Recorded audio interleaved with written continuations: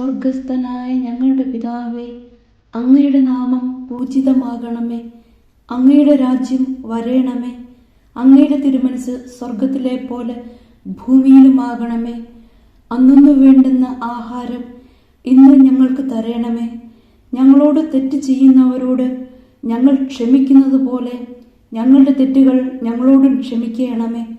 ഞങ്ങളെ പ്രലോഭനത്തിൽ ഉൾപ്പെടുത്തരുത്, തിന്മയിൽ നിന്നും ഞങ്ങളെ രക്ഷിക്കണമേ.